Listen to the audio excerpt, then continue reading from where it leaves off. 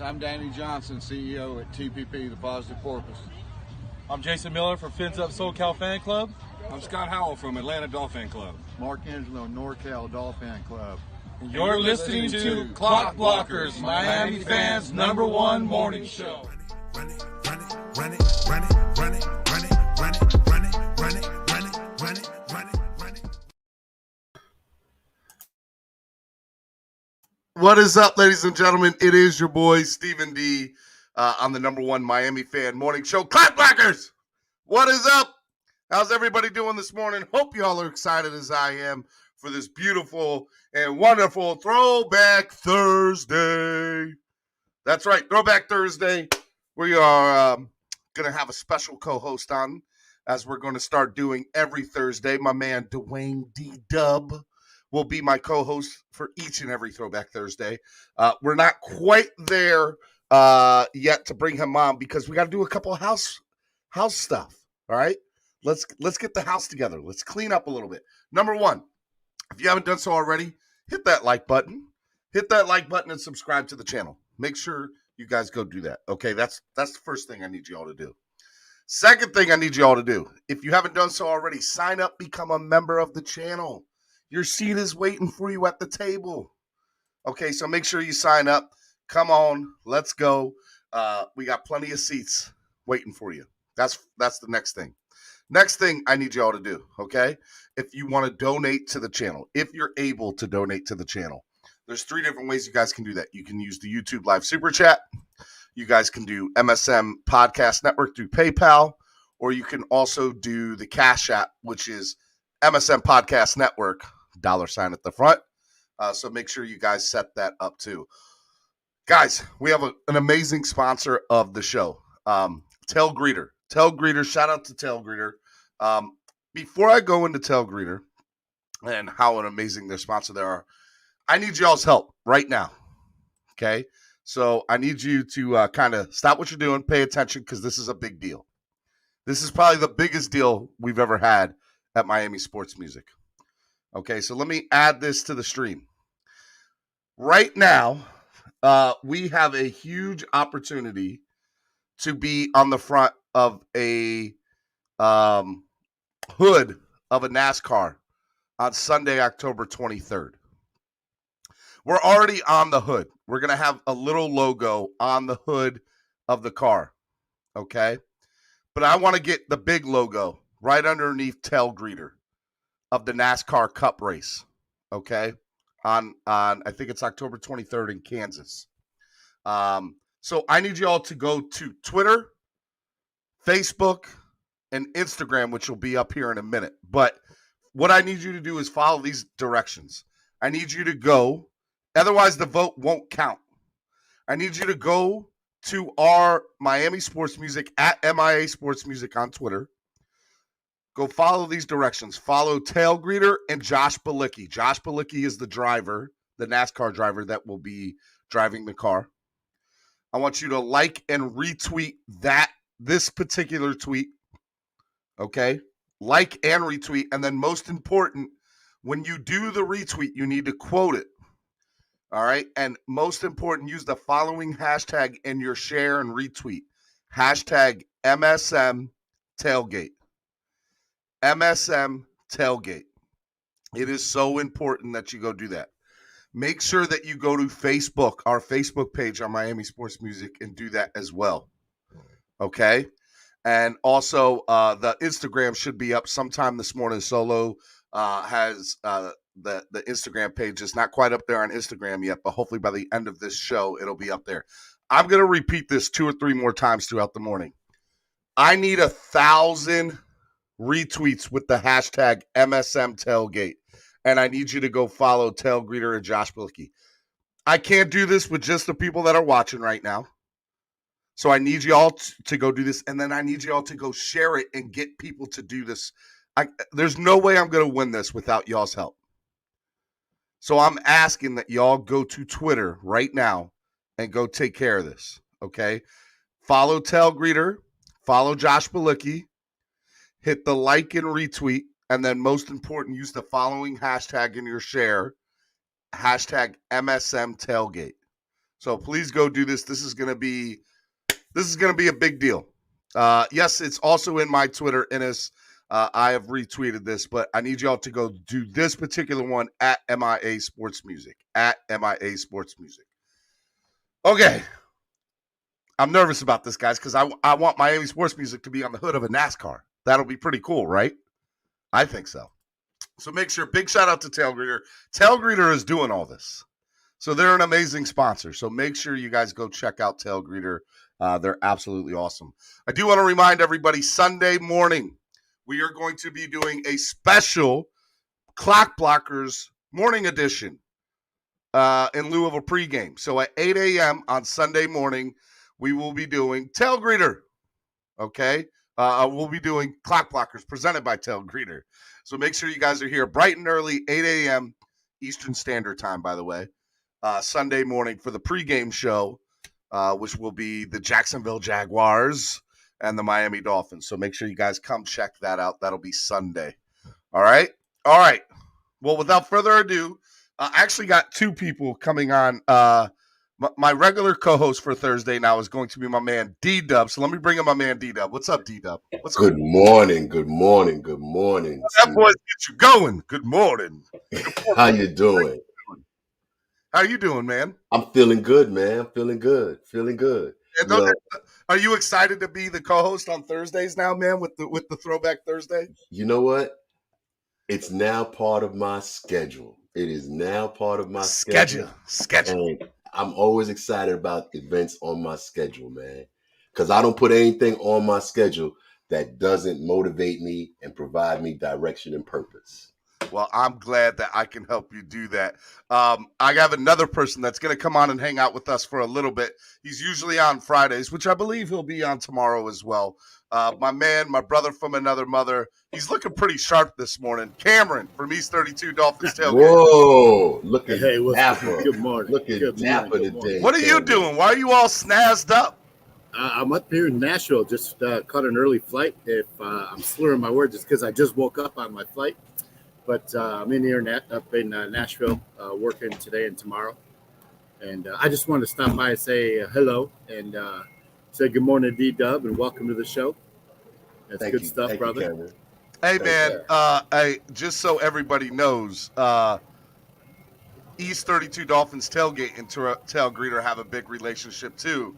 But this whole situation's pretty wild, right? Being on the hood of a NASCAR. Yeah, it's an amazing opportunity. And it's all about the growth of Miami sports music and Clock Blockers in the morning. It's an opportunity that I think will help us grow and get Steven, you exposure and Miami sports music exposure. It's exciting. Make sure, again, you go follow Tail Greeter, Josh Bilicki, hit like and retweet, and most important, when you do the retweet, use the following hashtag in your share and retweet, MSM Tailgate. Our vote doesn't count unless you do that, okay?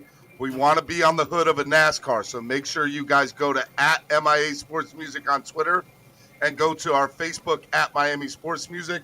And whenever Solo wakes up and retweets it on Instagram, you guys go do it on Instagram because every single vote counts. All right? All right. Very important to do that. MSM Tail Greeter. MSM, hashtag Tailgate. MSM Tailgate. Yes. That's right. That's right. All right, guys. You might want to put those directions in the chat so that, so that us old heads can follow that. Are you at the airport now at Nashville? Yeah, I am. I just got off my plane. Sitting here chilling, man. Sitting here chilling. All right. Like it. Cameron's sitting here from all over the world doing the show. All right, I just wanted to stop by, say hello, and welcome D-Dub to the show. I'll let you guys do your thing, and I'll catch you guys tomorrow. We'll have, just a reminder, we'll have Quick Pick Nick and Nick's picks tomorrow around this same time. Yep, he's going to have three games. Three games that he's going to pick, and it's going to be awesome. So make sure you guys check that out. That's going to be a big deal. All right, brother, I love. He went 3-0 last week on his. He did. He went 3-0 in all his picks last week, which is crazy. Yep. All right, brother, I love you, man. Be good. You guys have a great day. Have a good show, D-Dub. All right, thanks, man. Thanks, Cameron. You take care. Travel safe. He looks pretty snazzy, doesn't he? Oh yeah, he's dapping it up today, boy. Dapper Dan. Dapping it up, you know. All right, man. Let's kind of get into it. I do want to remind people at 9 a.m. this morning, we're gonna have a guest on. Dolphreaky. Dolphreaky's gonna come on at 9 a.m. this morning. She did a tweet earlier in the week that went viral about the fan experience at the Hard Rock, at Hard Rock Stadium, and it went viral. It went in a lot of different places, and so she's going to come on. She's going to talk about that tweet, and we're just going to kind of discuss the fan experience. We touched on it a little bit yesterday, but I called her and I asked her to come on, and she was more than willing to come on, and she's such a big supporter, a big part of Miami sports music, and we love her to death. So I'm super excited that she's going to be on at 9 a.m. That'll be fun. That's fantastic catch, man. Fantastic catch. Because what can I do? And you know what? She does a lot of things with the support of her husband, the same way that you do a lot of things with the support of your wife. And people don't realize that when you're a union, it is a partnership. We're doing these things for the team because something's always got to give in order to give up that time to present your product, present your show, and present the things that she does. And it takes a partnership. No doubt about that. All right, let's kind of get right into it. Let's get into it, man. So the Dolphins are playing across the pond, and so there's two different Throwback Thursdays. There's playing across the pond over in England, and then there's also playing the Jacksonville Jaguars. So we get kind of a combined thing. Just tell me, I guess, let's start with London. Like, tell me, what is your first memory of the Dolphins playing over in London? And, wow. you know, because a lot of people's first memory actually is they did a preseason game there with Joe Montana and Dan Marino.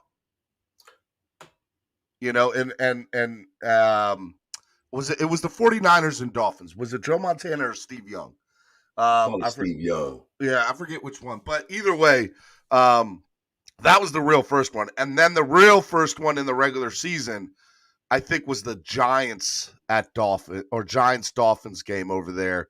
And Jason Taylor was still playing for us. And I think that was like 2007, 2008, something like that. Yes. And you know what? That game, it pulled at my heartstrings because although I'm a diehard Dolphin fan, I'm a New Yorker as well. And the team that I root for from New York is the Giants. So when the Dolphins and Giants play each other, it causes consternation. But you know, the thing is, I try to always go with the fandom first and then go with home team. But in this situation, I always gotta root for the Dolphins no matter what. So it's difficult. Those games are difficult, and it's a difficult game for me to watch. And even the one that's coming up this year between the Dolphins and Giants, it's going to be a difficult watch because, you know, being a young man from the Bronx and rooting for the Giants for the home team aspect of it, it's going to be tough watching them take an L against the Dolphins. Hopefully, so. Well, look, it was interesting. So I actually went into the history. I don't have it pulled up. But 1988, just so everybody knows, 1988 was the year I was born. Just so you know, old man. Young whippersnapper. Young whippersnapper. The Dolphins played the San Francisco 49ers at Wembley Stadium, and the Dolphins won 27-21 on July 31st. It was an exhibition game. And that was the first time the Dolphins played in London, was 33 years ago. Yeah. And then I think, like I said, the next time that they played a couple of exhibitions here and there in between there. August 4th, 1991 against the Los Angeles Raiders. They won 19-17, 92 against the Broncos. They won 31-27. They had a lot of exhibitions and they won all of them, which was crazy. Yeah, we gotta get the regular season down, Pat. I know, right? 1997, Miami Dolphins, Denver Broncos, 38-19, August 24th or August 4th, and 2007 regular season. It was actually the second regular season game ever there, because the first one was earlier that year with the 49ers and Cardinals, and the Dolphins lost 13-10 to the New York Giants, and that was 2007, just like I was saying. Yeah. And like I said, that those games between the Dolphins and Giants, they caused me consternation because, I want my Dolphins to win every game, but I also, because I'm a New Yorker, I root for the Giants just because I'm a hometown guy. How did you end up liking the Dolphins, man? Well, in first grade, teacher put up two signs.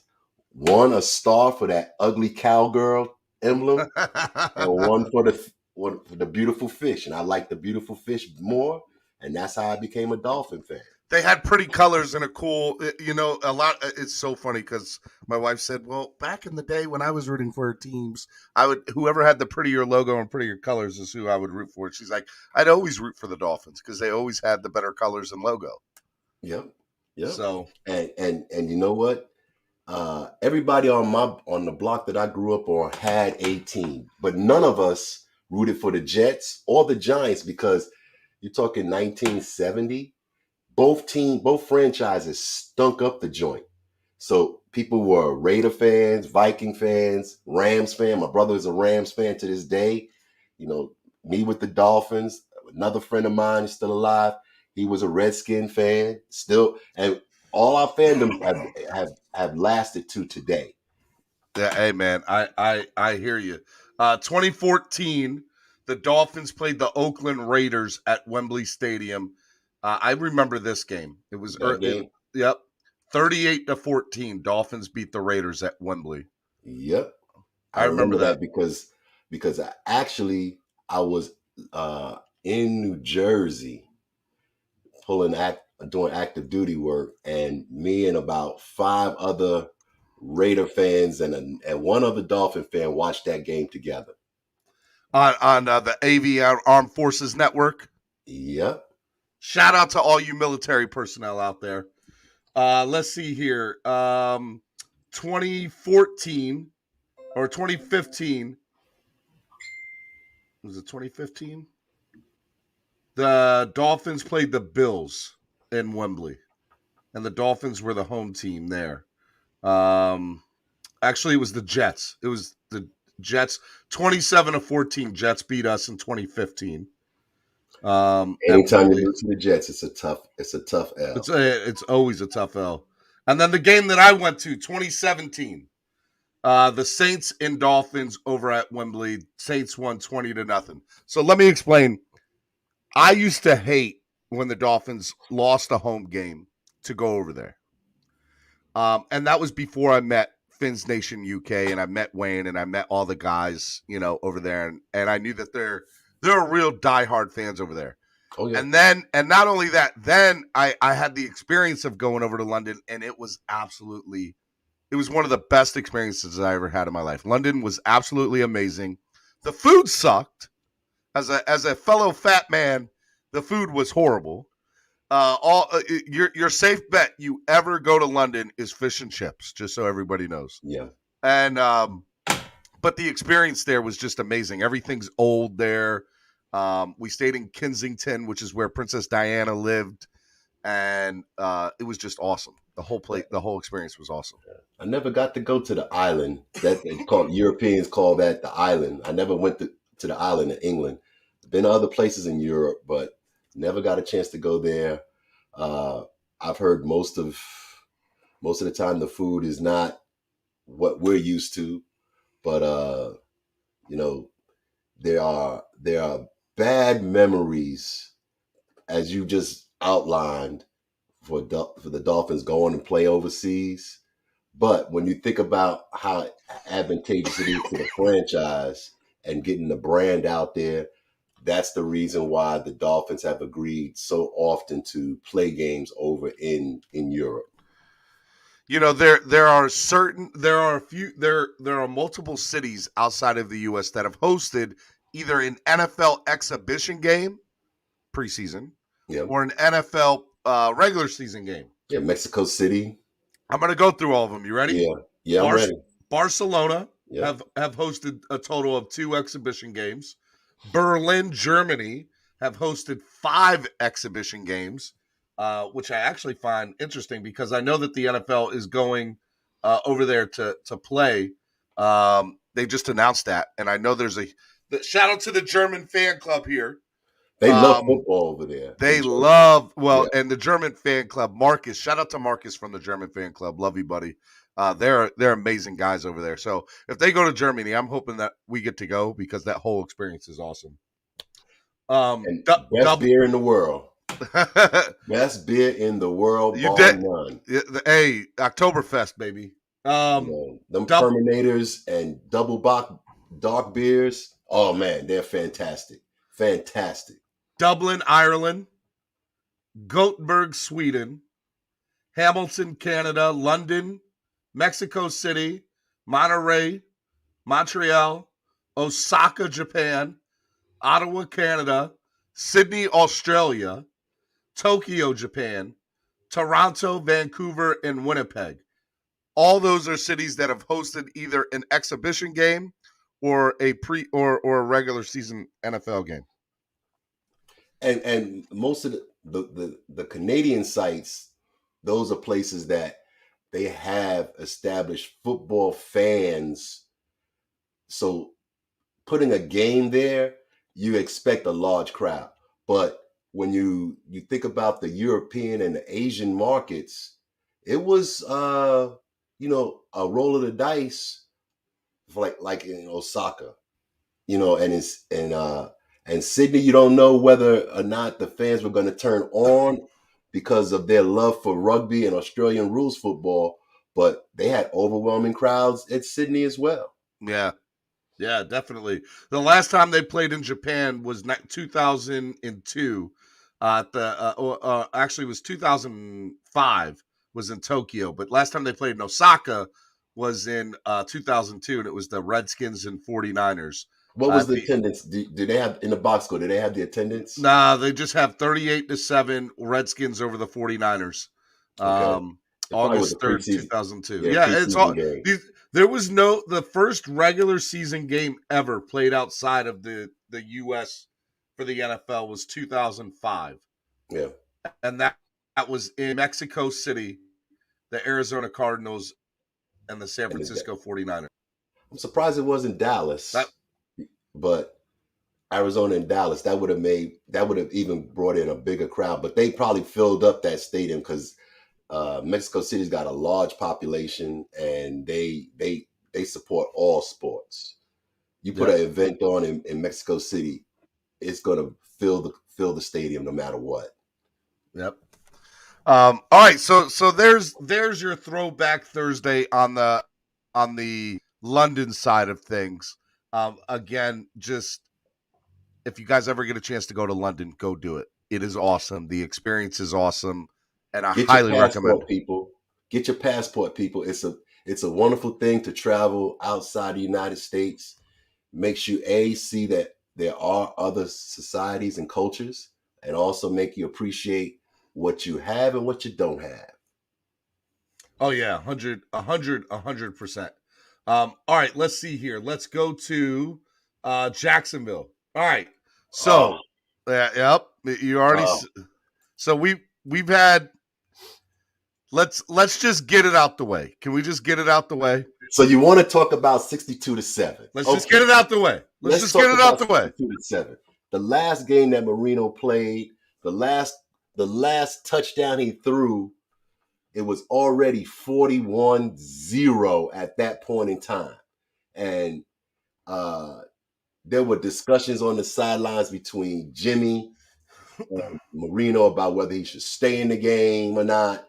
And he wanted to throw a touchdown. He didn't want to go out with a shutout on his resume as his last game. So he threw his last touchdown to big-handed, stretch fingers, Oronde Gadsden.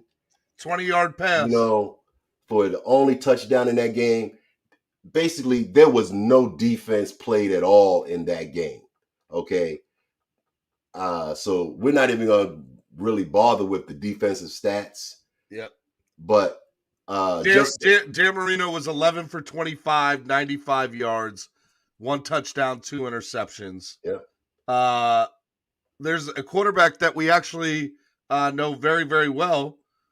Jay Fielder was one of the quarterbacks for the Jacksonville Jaguars that day. He was 7 for 11, 172 yards, 2 touchdowns and interception.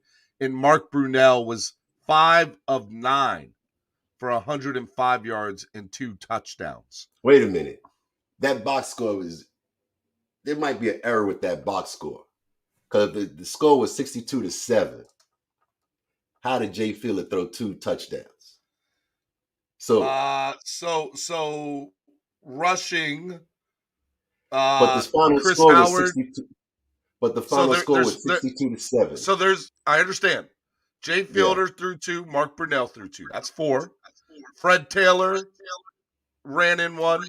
James Stewart ran in 1. For Jacksonville, that's right. Yep. He played for. And Chris Howard ran in 1. So there was 3 rushing touchdowns. So there's 7. Go. There's 7 touchdowns there. As I knocked the dust off, I thought you were trying to imply that Jay Fielder was playing for the Dolphins that day. No. He was playing for Jacksonville that day. They had the wide receiving corps for the Jaguars were Jimmy Smith, Keenan McCardell. That's a name. Right there. Damian Shelton, Fred Taylor caught 1, and Alvis Whithead caught 1.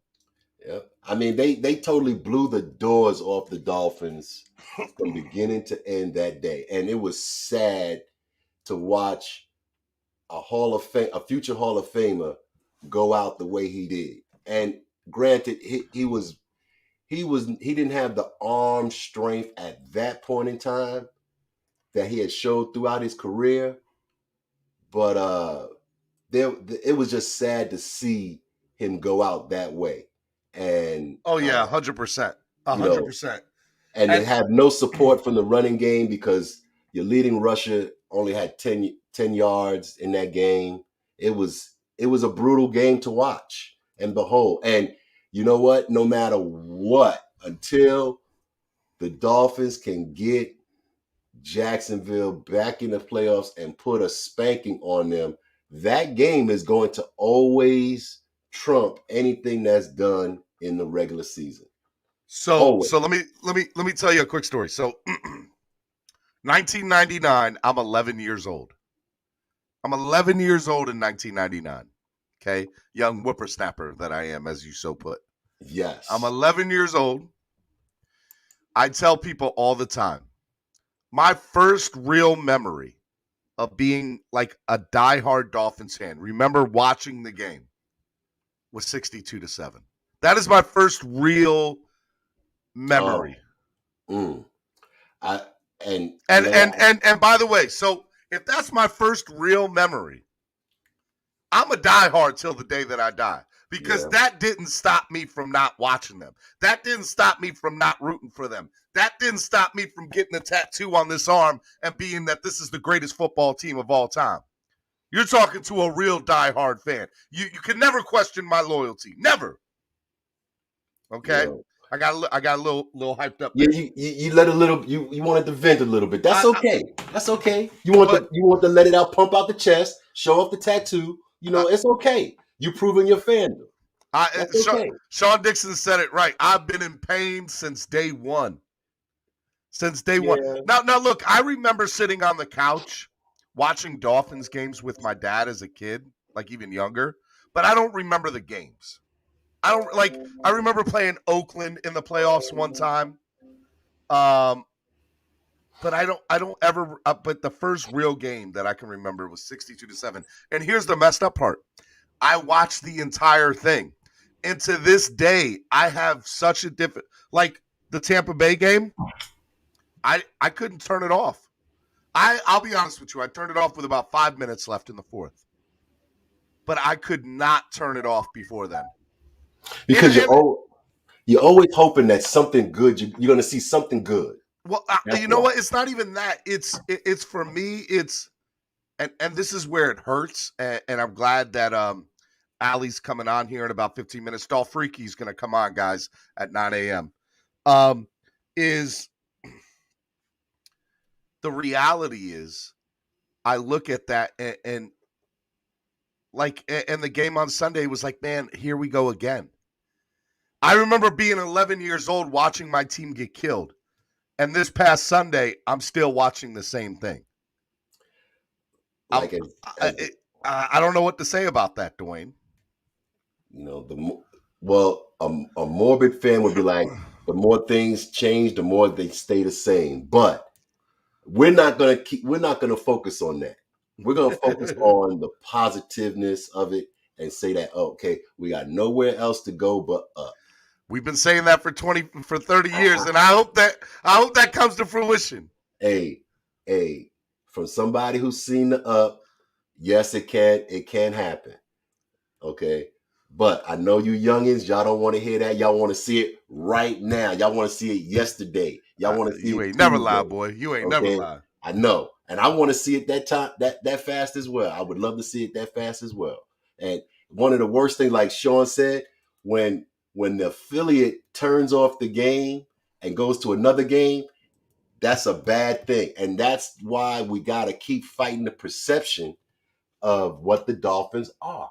And it doesn't help when team members do stupid things, when coaches do stupid things, you know, and we can run through the litany of them, okay, to help cement that perception that the Dolphins as a franchise aren't worth the time. But we know as fans that they are more than worthy of our time and more than worthy in the very near future of having everybody's time. 100. Just got to be patient. 100%. Bro, you're getting, people are just texting you and hitting you up, bro. That's the damn notifications. Hey, swear jar, D-Dub. See, you got to watch it. You got to watch it on here. You got one. We're going to have to get you a pair of headphones and everything too. No, I just need to turn off these notifications while I'm on the show. All right, let's see here. So the Dolphins and the Jacksonville Jaguars have played a total of 10 times during the regular season. Okay. Yep, 5-5. They're 5-5. Starting in 1998, where the Dolphins again lost to the Jaguars, 28-21, all the way to our most recent time, which was last year, where we won 31-13. And you know what's funny? Last year? That first game, right? Mark Brunell, quarterback in that game, he was a left-handed quarterback. And which game are you talking about? 98? The 98 game. And he was a left-handed quarterback, if I'm not mistaken. And another franchise that started out and their quarterback through their early history, Jim Zorn for Seattle, he was a left-handed quarterback. It's just weird to me that would occur. Two different new franchises, both would start out with left-handed quarterbacks. Not only that, so in October 12th, 1998, which was the first game between the Dolphins and the Jaguars, the Dolphins were 3-2, and the Jaguars were 5-0. The Jaguars were 5-0. They put a really good team. So our quarterback that day was the one and only Dan Marino, 30 of 49, 323 yards, 2 touchdowns and an interception. That was Tom Coughlin coaching that team, and he, you know, some people don't like the old school mentality that he had, but he was very successful at those two franchises in Jacksonville and in New York with that old school mentality.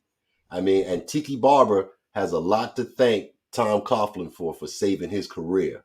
I wish that Daniel Jones would go to that football handling school as well. Mark Brunell was the quarterback of the Jaguars that day, 12 for 18, 213 yards, 2 touchdowns, and 1 interception. Running backs for the Dolphins that day, Kareem Abdul-Jabbar. Hello, that's a name. Yep. Bernie Parmalee, O.J. McDuffie even had a rush, and John Avery had a rush. The Jaguars rushing that day was Fred Taylor, 12 attempts for 89 yards and 2 touchdowns. By the way, Kareem Abdul-Jabbar, 21 attempts for 43 yards. 21 attempt for 43 yards. And then receiving that day was O.J. McDuffie, Troy Drayton, Aronde Gadsden. Gadsden. Say that 5 times fast. Aronde Gadsden. Lamar Thomas, Ed Perry, Bernie Parmalee, Stanley Pritchett, and John Avery. The name. I mean, you got 3 names up there that really stand out in Dolphin lore. O.J. McDuffie, Aronde Gadsden. Troy Drayton was a very good tight end. But Troy's a big. By the way, shout out to Troy Drayton. He's been a big supporter of Miami sports music and has always supported us. Yeah, he was pretty doggone good as a tight end. We'll have to get Troy Drayton on the show. Okay, he was pretty doggone good. I will say that. But Lamar Thomas was one of those wide receivers. I believe he went to the U, so you guys should be promoting him a little bit more. But who? Lamar Thomas. Oh, Lamar Thomas was I want to say I have his rookie card. Love Lamar Thomas. Yeah.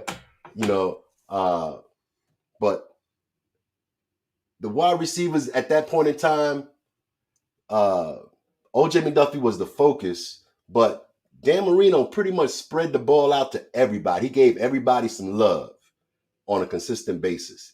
Wasn't where you had like the OJ, the OBJ syndrome where you gotta get me the ball this amount of times. It was you open, I'm gonna hit you. If you miss it, I'm gonna yell at you. Shut up.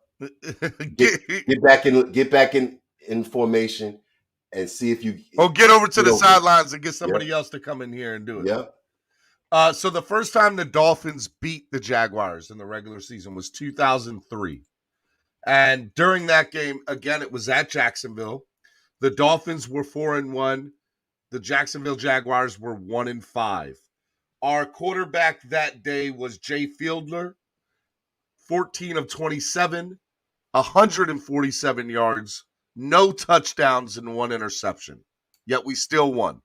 The quarterback that day for the Jaguars is now the offensive coordinator in Tampa, Byron Leftwich.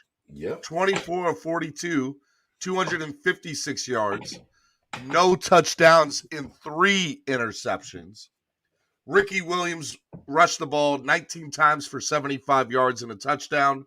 Travis Minor, Jay Fiedler, and Rob Conrad, all 3 of those had rushes. Rob Conrad, what a name. I remember him. I think he wore number 41, I believe.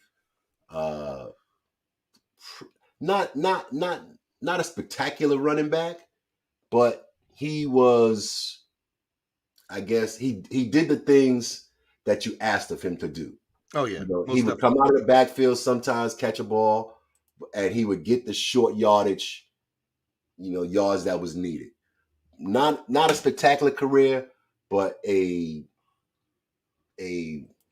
career that he could be proud of. Oh, yeah, most definitely. All right, let me go in here. Receiving that day, Femi Ayambadejio. Shout out to the Ayambadejio brothers. Very good. I got to give it to you, Steven. You got a difficult name and you said it. Oh, I know them. They both played up here in Baltimore too, and I've met both of them on multiple occasions. Great guys. Femi's a really good guy. Chris Chambers, Randy McMichael, Travis Minor, James McKnight, and Darius Thompson all had receptions that day. But I believe this was a pretty big defensive day. And Sam Madison had a touchdown, 2 interceptions, one of them being a pick 6. Yep. Jeff Zagonia, 1 interception that day. So 3 interceptions that day.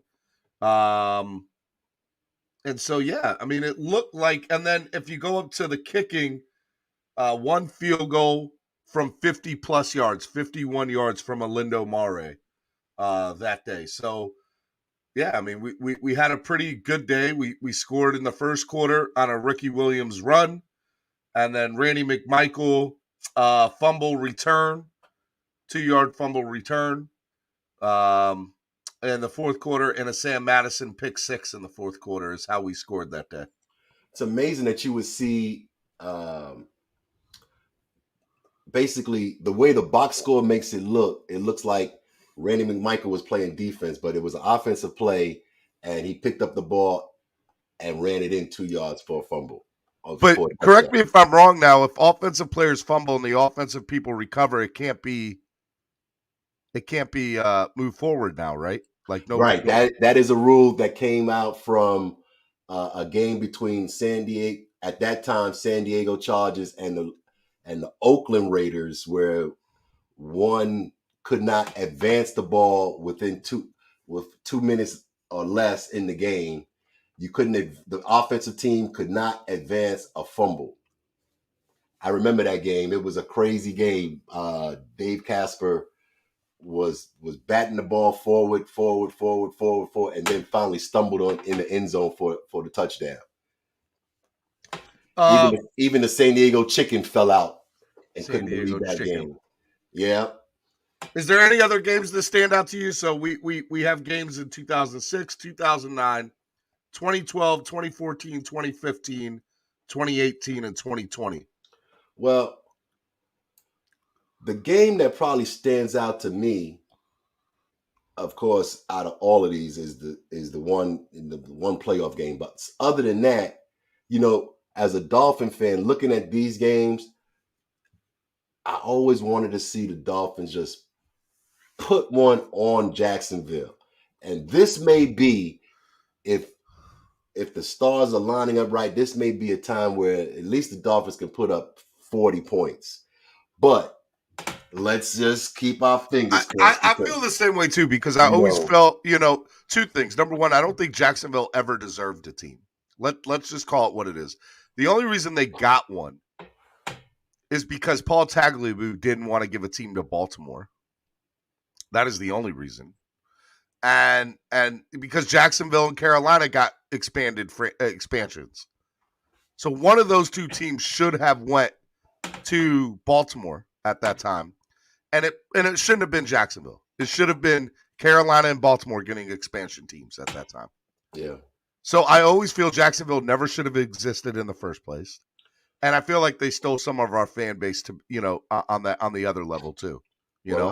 I always look at it like, where does a city stand in its media with respect to, market size? And Jacksonville, it never really made sense to me, but they got it somehow, some way, and they still have it, which is even crazier. Even Shad Khan, right? Shad Khan, yeah, Mr. Khan, yeah, is the owner of that team. And by the way, their stadium I've never been to it, but it's beautiful. It's got a pool inside of it, which, by the way, Dolphins ever do get a chance to play Jacksonville again, I want to go there and watch the game from the pool. But aside from that, like I never got it.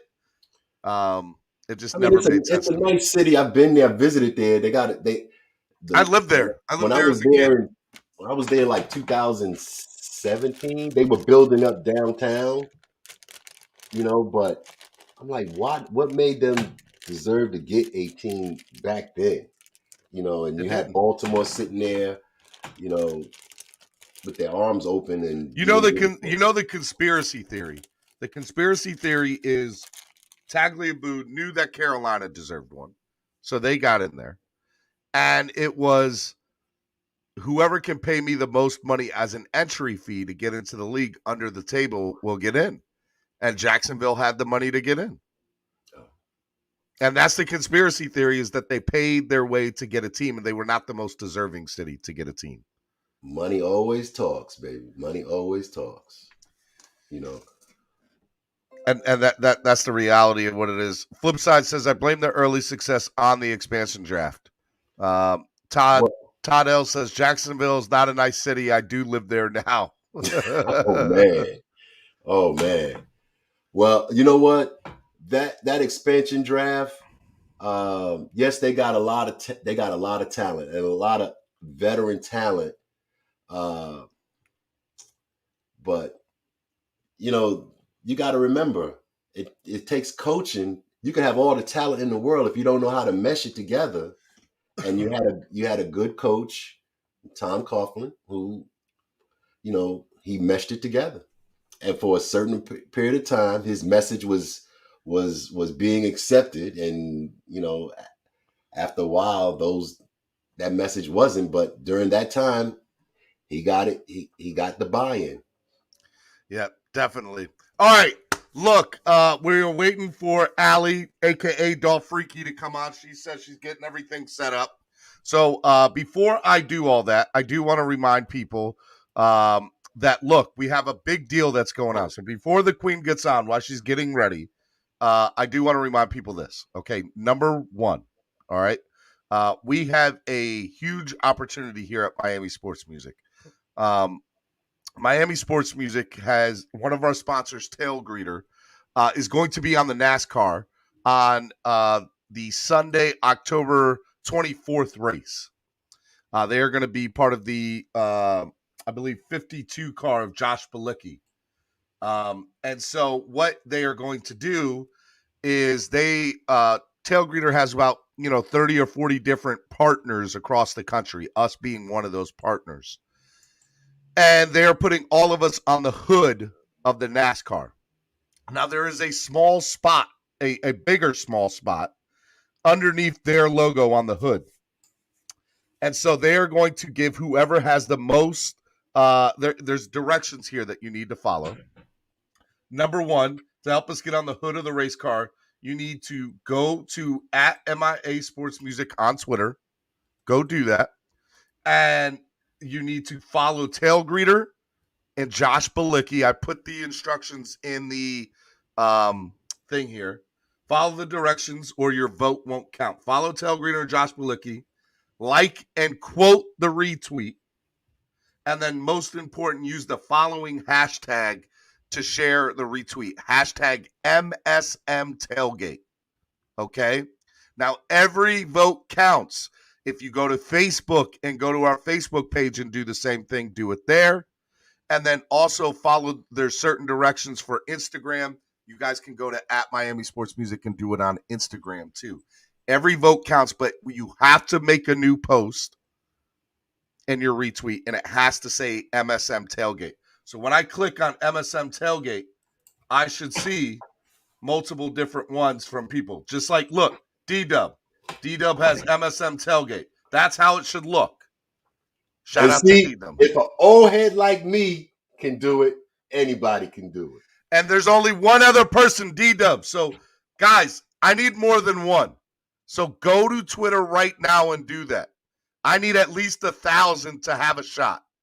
So I'm one down, 999 to go. I need y'all's help. Please go help and do that. I want to be on the hood of a NASCAR. It's a big deal. People pay hundreds of thousands of dollars for that. And it's going to be a big deal. Solo D and I are actually probably going out. No, it's not probably. We are going out to Kansas City. We are going to be doing a live tailgate show that day, which I know is the day of the Atlanta Falcons game.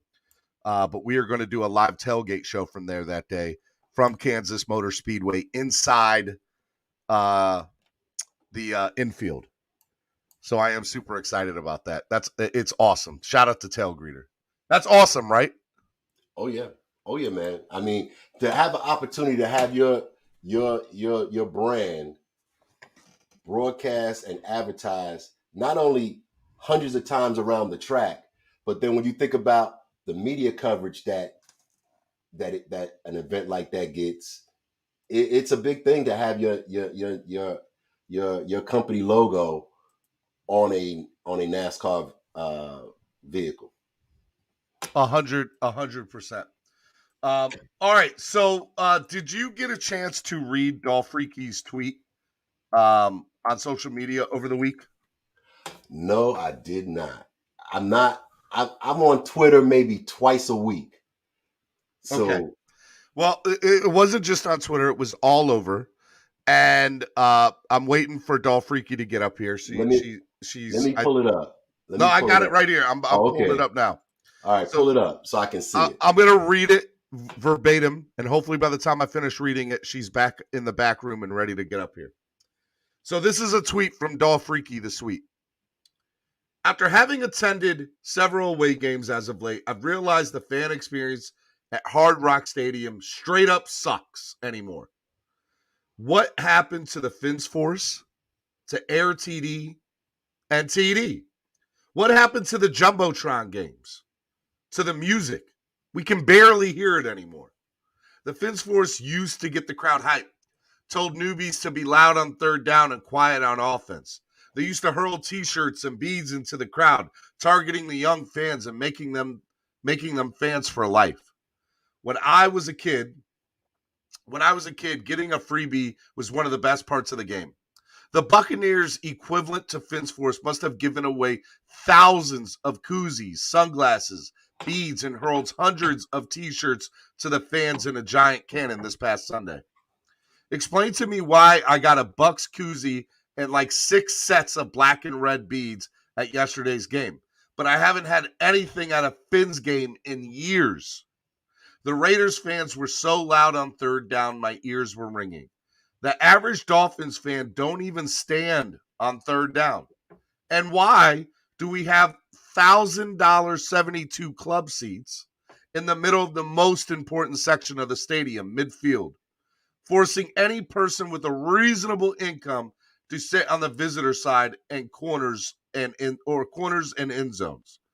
Where's the towels and goodies before the games? Not only this, we haven't had a full stadium in years. It's bad enough the team can't win, let alone season ticket holders can't even sell their tickets for what they paid if they wanted to. I had 5 tickets given to me the last home game, and I couldn't even give them away. The deep end, which used to get fans hype, is now being hounded by security constantly. Someone gets loud and the police are on us like white on rice. Shaking my head. I'm disappointed, honestly. I give all for the Dolphins, spent a good chunk of my income on games, yet have a better experience when I travel. What gives? Hashtag bring back the Fins Force, at Miami Dolphins, at Tom Garfinkel. You know what? I'm a comment on that. And I'm a go 100% on her side. And in this instance, okay, I had a ticket to go to the Tampa Bay game. All right. I didn't go because of other social and other things, but I didn't go. But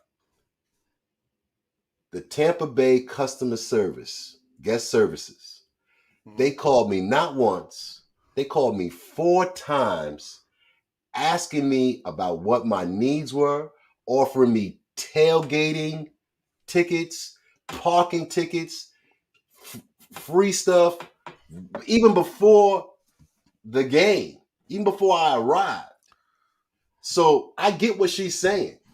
And if that's the experience that Dolphin fans in the stadium are getting or not getting, she has a legitimate gripe because other franchises are doing whatever they have to do to make it happen for their fans. And for the fans that are visiting, coming in, that aren't even season ticket holders, but a fan like me coming in, Dolphin fan, and I told them I'm a Dolphin fan. I'm coming to the Bucs game just to see the Dolphins, and they still were offering me all these things to make my experience a delight, even though I didn't show up. But they still offered it, and I think that's the point that Dolphreaky is trying to make, that the experience is lacking, and it needs to improve. And if she is about proving that and getting that experience better, I'm with her 100%. 100%. All right, I'm pretty good at timing because I said after I finished reading that, she would be in the back room ready to go. Ladies and gentlemen, without further ado, I need the biggest round of applause for the number one fan, Dolphreaky. Hey guys, hi. What's up, Allie? How are you? I miss you. I miss you too. Oh my god. I only saw you like 4 weeks ago and watched the game with you but yeah, I mean, I'm super excited. I'm gonna be down there in like 3 weeks. You'll see me again. I can't wait to see you back. It's gonna be awesome. Tell Jared I said hello and I miss him and I love him and I miss him. Okay. I will. All right. All right. So let's just start out from the beginning. Why did you like just tell me where your heart and your feelings were when you made that post? So what really got me fired up was the Tampa game. It was awesome. Like it was like everything you would expect a game day experience to be, from the tailgate. You know, we had our own kind of tailgate, and then we traveled over to What the Buck tailgate, which is like put on by the Bucks fans. It was like top notch from like top to bottom. When you go into the stadium, you're like immediately being given like little thingies. Like there's the pirate ship with all the super fans like piled up into the pirate ship. They're throwing things down. Fans are taking pictures everywhere. They even had sunscreen stations, because they know it's hot out there and you're like in the sun. There's no shade there, so it's just completely open. They had just like a lot more amenities that we don't typically see. The concessions, the food, everything was really good. When I get down to my seats, what I'm seeing is their Buccaneers version of our Fins Force. I don't know what they call their Buccaneers Force or whatever, but I'm just going to refer to them as the Buccaneers Force.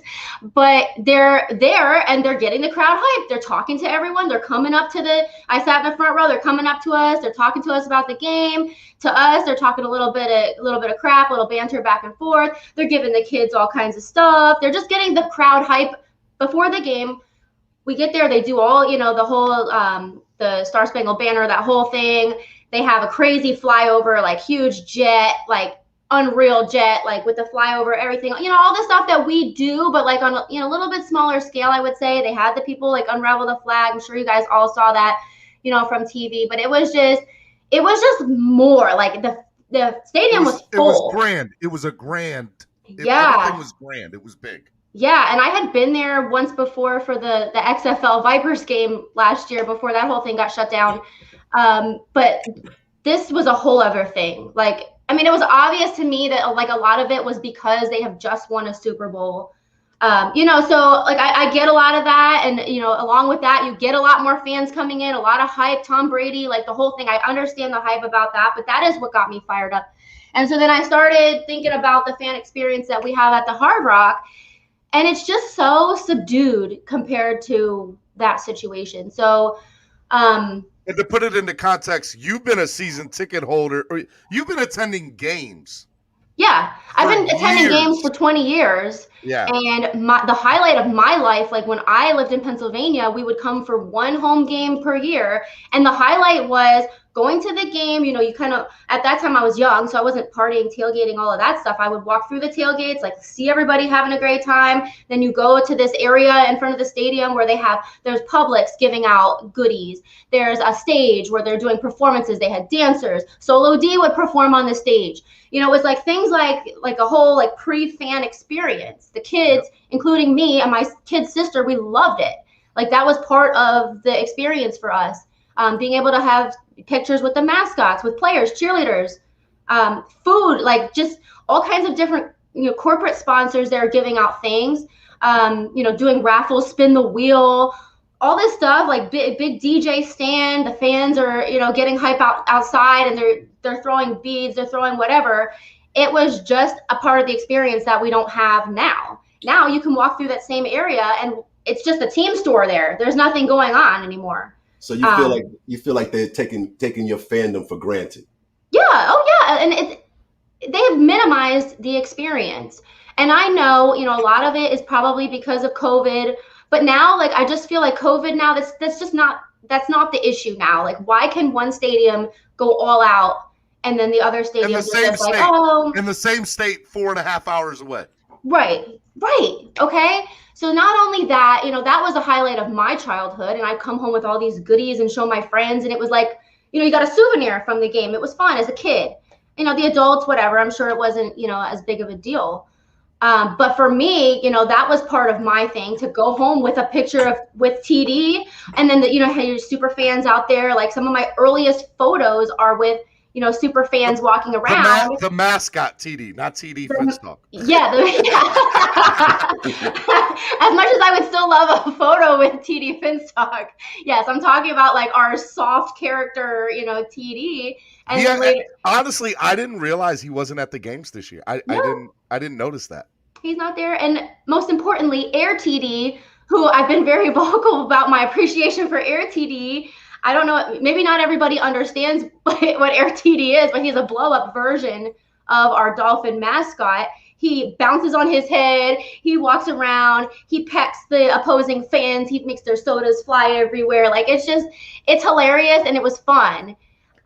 He'd jump into the crowd, and like the opposing fans are punching him, and it was fun. It was fun for the kids, and we're talking about a younger generation now who obviously like what Big O said on his radio show about this generation of fans now, such as myself, that we haven't ever experienced anything other than misery and loss. 100%. Shout out to Big O. But big shout out to Big O. Like, thank you for that discussion, because that was so important. The older generation knew what it was like to win, and like, we're just trying to get back to that. For us, it's like just hopes and dreams at this point.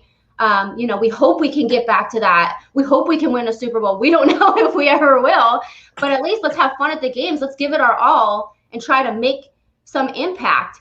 And I think a lot of things that like people maybe misunderstood from the tweet was that, it's not all about beads and t-shirts. That's not the point of the post. The post wasn't about freebies. The post was more about, how do we get fans back in the seats? How do you make the experience of the fans something that, even if the product on the field sucks, which it does, by the way, that we can be like, man, that was such a great time today. I don't care that they lost. The experience was just top notch. And that's what it should be. It's South Florida. It should be a party.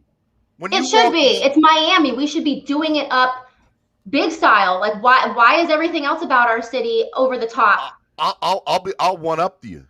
If it wasn't for East 12 and East 32, I don't know if I would come to the games. Straight up.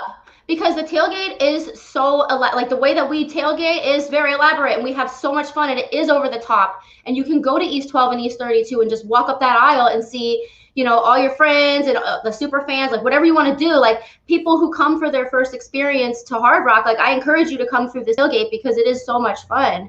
But the fact of it is, if we don't contribute more to the overall atmosphere and we just go there, we sit in our seats, we don't really say much. We just say, yeah, go Dolphin, yeah, and the team loses. We all leave disappointed. We all leave with empty pockets and nothing to take away from it. And then at the same time, there's the aspect of the 12th man, okay? Like, go talk to a Seahawks fan. Like, they're the 12th man, and they're Sasquatch, so loud. right? Sasquatch. Sasquatch, yeah. Sasquatch has told, I know Luke, shout out to Gorilla Luke, on multiple occasions, like that stadium shakes on third down.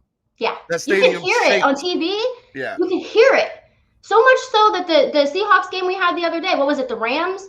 They had to resort to like physical, like butt tapping during the snap so that they could understand like when it was time to snap the ball. You have to contribute. You have to go to physical cues to like get the game going. That adds a level of complexity for the offense. And like for us to just sit there in our seats, like we're not being a 12th man. We're just sitting there. And then you have the deep end. We're like screaming our lungs out. We have no voice after, but the section next to us thinks we're crazy. They think we're out of the norm. Let's talk about the deep end real quick. So for those of you who don't know, we pretty much every home game see a shot of the deep end. And that's where all the super fans are. That's where the Gorillas are, Spartfin, Stripe. Tell me all the other ones I'm missing. Yeah, Chucky, Jen Dolphin Diva, Mirta, Fernando. Like we have all these people Solo here. D. Solo D. Jenkins, like I would name everybody, and it changes, you know, like we got people who come from out of state, like don't come to every game, and then they come in the deep end, and you know, it's like and the first three rows are pretty much there's seats there, but they're standing room only. And it's always been like that. But over the last few years, there have been instances, I'll put that in quotations, where there's been problems with opposing fans complaining and those opposing fans getting preferential treatment to the deep end. And that should never happen at our home game, correct? Yeah, as of right now, there are literally 2 seats in the second row deep end that are always being posted on Ticketmaster and taken by away fans. Last game, there was, the Colts game, but there was Browns fans sitting in row 2, a lady and her husband and a baby, like a newborn. And they had no idea what kind of tickets they had just bought. They were like, "What? Where are we?" But and they were as nice as could be. Oh, but yeah, they like didn't know. I felt bad. I felt bad because it was standing room only. They didn't know that going there. And yes, there has been a lot of controversy about the standing room only thing. And at one point, they told the deep end to sit down, and it was like mass chaos. There was a big uproar, and then eventually they gave it back. But yeah, like. The problem is, like, we're still having like a level of disrespect in the deep end, and they post up this scary looking cop like right in front of us on his little radio the whole time. He looks at us, he's staring at each one of us, looking at what each one of us is saying. Somebody gets a little loud, blah, blah, blah, blah, blah, and then the security comes right down. 2 of our members just taken out for no reason over a misunderstanding. You know, it's just. The deep end was supposed to set the example for the fans. Like, you know, we get the neighboring sections, we get them up, we tell them, come on, it's third down, let's get loud. They stand, you know, everybody starts standing, trickle, you know, everybody stands. Lately, it just seems like it's the deep end against the world a little bit. And, you know, while we're frustrated. I'm frustrated. Is there a way to get a happy medium between the security and the deep end so that everybody's happy, and that to allow the fans to impact the opposing team the way fans are supposed to at a home game? You remember the Orange Bowl, D-Dub? The Orange Bowl was crazy. Noise. I mean, I remember, you know, coaches being forced to use timeouts to quiet the crowd down, stopping the games and all of that, because it was so loud. That's what you want. That's what I want. Like, I want it to be loud. And we have an outdoor stadium, so we don't have a roof over our heads, so the noise is not contained like in some places. Like, I will say, at the Raiders stadium, they were so loud. Like, you know how, like, when you have a really loud noise, your ears are like, ee! You know, like that? That's what it was. I literally had my hands over my ears because they were so loud. And yeah, okay. Jamie and Cameron went to that game, and they said the same thing. Their ears were ringing after the game. And it wasn't because they had a new stadium. Okay, like it was because they all genuinely wanted the Raiders to beat the Dolphins. And here I am in a sea of black and silver, screaming my lungs out, but I'm the only one. I can't even see a Dolphin fan, okay? But in our stadium, I should be able to look to the person next to me, see Dolphins fans. I want to see a sea of aqua and orange everywhere. I don't want to look over here and see a section full of Colts fans in my stadium. Whose stadium is it? So, all right, now we've gotten all the problems down. We get all the issues. What do the Dolphins, the Miami Dolphins organization, need to do to get in the right direction and start going back to making the fan experience good? I mean, they already know what they used to do, so just bring back some of it. Bring back our mascots. Bring back the Fins Force. I didn't even talk about the Fins Force, so this is, like, very important. Explain to people what Fins Force is, and then go from there. Because some people don't know. Yeah, Fins Force was just a group of guys. You'd have one in, like, each corner of the stadium. And they were just like a bunch of fans, essentially. You know, they're employees, but they were fans who, you know, they wore like funny hats. They would go, you know, get up. They would shoot T-shirts. They ran Air TD. Air TD was the Fins Force. So now there's no Fins Force. Now there's no Air TD. Like, goes hand in hand. So their sole purpose was to make the game day experience exciting. They run the flags back and forth, through the end zone when we score. And so now, after having talked to some current and ex-members, but by the way, they're not even called the Fins Force anymore. They're called the Entertainment Assets or something, and they're only allowed to run the flags. They stay in the tunnel, and then when it's time, they run the flags and they go back in. They're not allowed to wear any of their hats or their glasses, like none of the stuff that they used to wear. And so they just wear plain uniform. What's that? They've corporatized it and cleansed it up. Yeah. And made it where it's no longer fun or emotional. It's just an act to do. Yes. It's like now they just have a very solid job. Do not deviate from the plan. Specifically told, do not hype up the crowd. And when they try, they're reprimanded. So that's what gets me crazy, is that we have employees in the stadium that are being told, do not interact with the fans, do not get them excited, just do what you're told and go back. And that's crazy. It's so crazy from what it used to be. What it used to be was they were original. Each one of them had their own personality, and so that was fun. I'm sorry. I know it's not going to directly contribute to a win maybe, but for me, like, that's part of the experience. That's fun. We want going to games to be fun. So I was very upset. Part of the reason I got fired up was because I did talk to a old Fins Force member and kind of heard what was going on. And that's like really was what got me to write the tweet. I think I know who you're talking about too. You might. I mean, I've talked to a lot of them since. Like, they've all pretty much approached me now and told me a lot of the same kind of sentiment and stuff. So, and they feel the same way too. They loved it, and they didn't get paid much at all. Like, they did it for the love of the love fans. their team. They love their team. And they love the fans, and they love the game, and they love Hard Rock Stadium, and they love the Dolphins. It's the whole thing.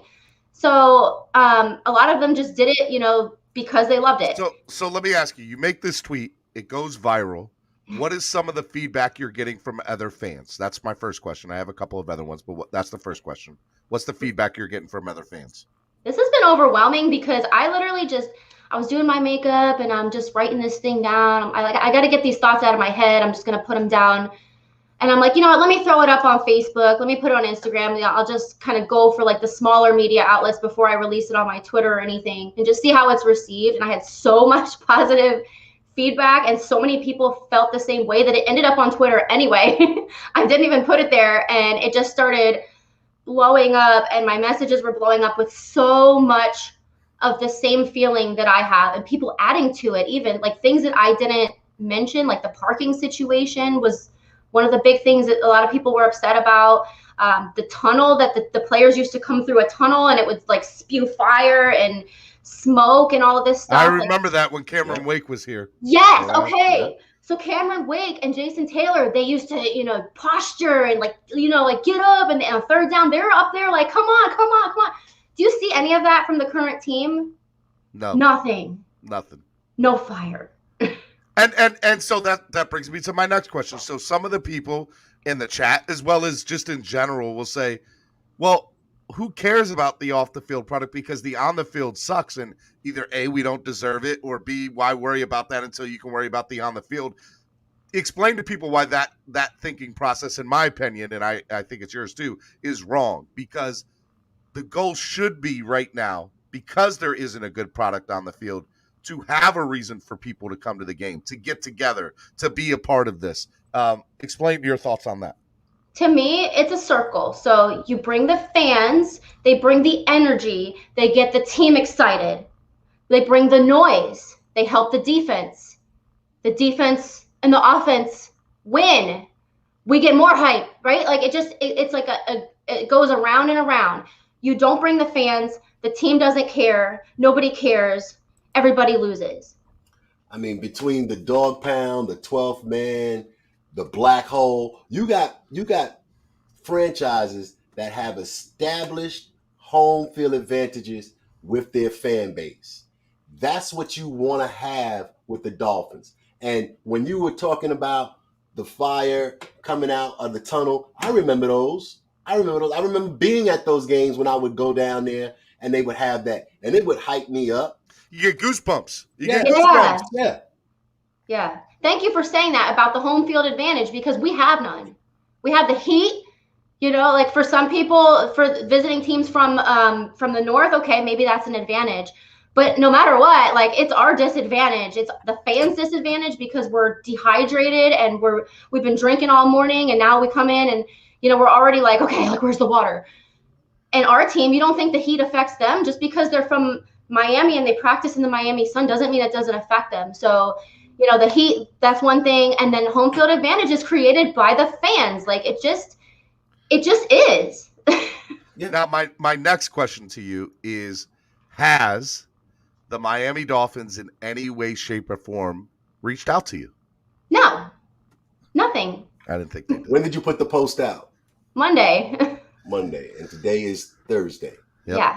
And I know for a fact that that certain people within the organization have already seen it. We know that. Oh, we know. I mean, Garfinkel has probably been retweeted like 500 times. There's no way that he didn't see that, okay?